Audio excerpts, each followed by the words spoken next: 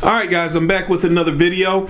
This one, I had the idea for this video in my head for quite a bit of time, and I kind of touched on this a little bit, but it organically came up, no pun intended, in a way where I could put it on film, on video, and show it to you guys, which you know is my preferred method. I don't like to just get on here and talk about stuff. I like to show you guys. So what is that topic? The topic is rust. Recently, I've been talking with a lot of my buddies, and you know, there's the whole M390 thing, and everybody loves these crazy stainless steels, and everybody, well, most people know, if you've listened to me long enough, I'm a tool steel guy, so I have no issue with tool steels. I think they get a bad rap. I think people worry about them a little bit too much. I got a DM. This was also something that led into me wanting to cover this topic. I got a DM from one of my buddies maybe about 2 weeks ago, and he was picking up an M4 knife that was not coated, and he was so concerned about it that he decided to reach out to me and ask me a few questions before he even started using the knife. And my advice to him was, as long as you're not an idiot, you'll be fine, and you don't have to worry about it. You don't have to really do anything super special. Now, with that being said, I'm talking about general usage from the average guy. I'm not talking about somebody that's on a boat. I'm not talking about somebody that has super corrosive sweat. I'm not talking about, you know, somebody that's going to need to cut up a bunch of salty meat every day. I'm talking about the average everyday person, because I know that's always a caveat that'll be thrown in there. Well, what about, and what about, and what about? I could what about all day. I'm talking about your average Joe Blow, your 9-to-5 guy with 2 kids and a wife, that guy. So, with that being said, this is a paring knife that I won in a giveaway, and you can see I've used it. And unfortunately, I don't have one of those magnetic racks. So this knife was not put up on a magnetic rack, and some water got splashed on it while it was on the counter. And you can see the result. Let's see, there we go. You can see it's got some of that nasty orange red rust that everybody cringes when they see. It's even worse on this side. And I'm not even sure what these darker splotches are. But you can see this is a knife I have used before. There are some discolorations on the spine of the knife, and that's natural with a high carbon or a tool steel. This knife, I don't remember exactly what it is. Maybe it's 52-100. It's something like that. It's a carbon steel. So with all of that being said, I obviously neglected this knife, and this would not have happened, has not happened, as long as I have done my job within a reasonable expectation. So if this happens, and it has happened to me before, and I'm going to show you a knife that's had rust on it for 2-3 years, and you'll see even then it's not a huge deal, depending.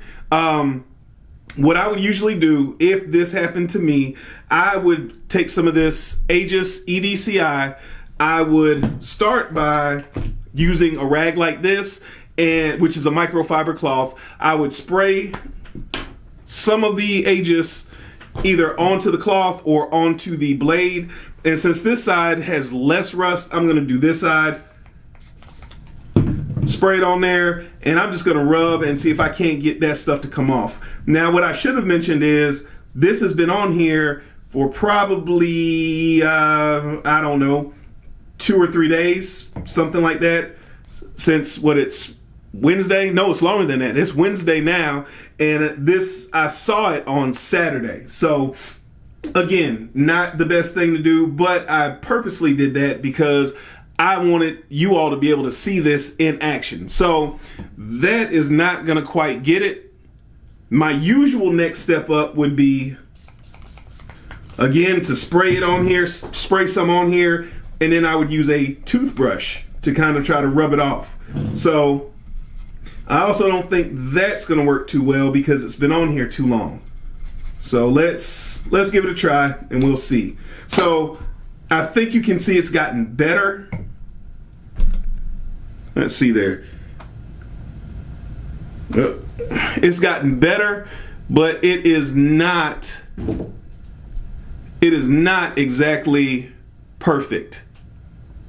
So the next step up would be I'm going to use a super eraser. I got this at Chef Knives To Go. I've had this for years and years and years, and I use it on my ceramics for my Wicked Edge.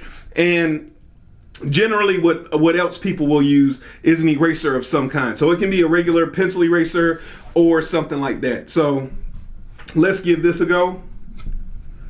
Let's see. All right, and just like that, the finish is a little bit less polished, but you can see all of that rust is gone. So that is a high carbon steel that was on my kitchen counter. I noticed the rust on Saturday. It's now Wednesday evening.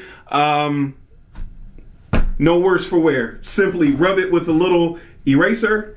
Let's go on this side. Oh, let me show you again before I start. I've already rubbed off a good bit of it, but you can see there that rust.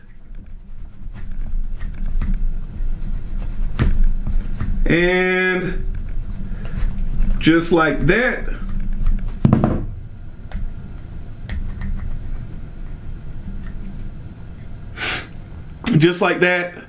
the rust that was down here, now like I said, I don't know what that is. I'll have to work on that. But that orange nasty rust that we had on there is gone. I don't know what that was, maybe 30 seconds, something like that. So everybody is always concerned about, you know, oh, I want to get this this carbon steel knife, but I hear carbon steel rust so bad. It's not a coated blade. You know, what do I need to do? Do I need to oil it down? Do I need to, every time I use it, do I need to oil it? Just make sure your knife does not sit around in a wet environment. That's all you really need to do. And I carry tool steel knives, carbon steel knives that are in steels like this, as well as 1095 traditional knives. So I carry a variety of knives that will absolutely 100% rust. With that even being said, people think that a stainless steel knife is going to somehow absolve them of these worries. I've got something else to show you.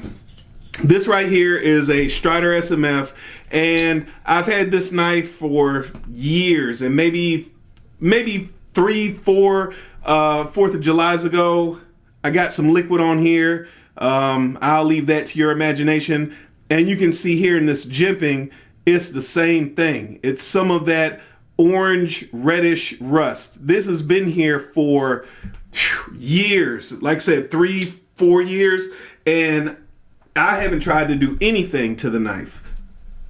Let's try to get this out of here now.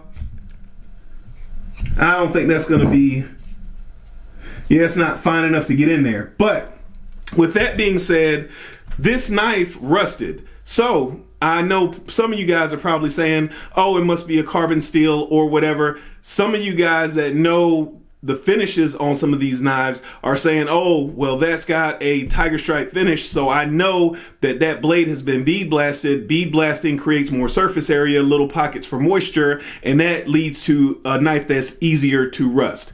That is all very true. However, this knife is, let's see if I can get that to focus here. It is CPM 154 stainless steel.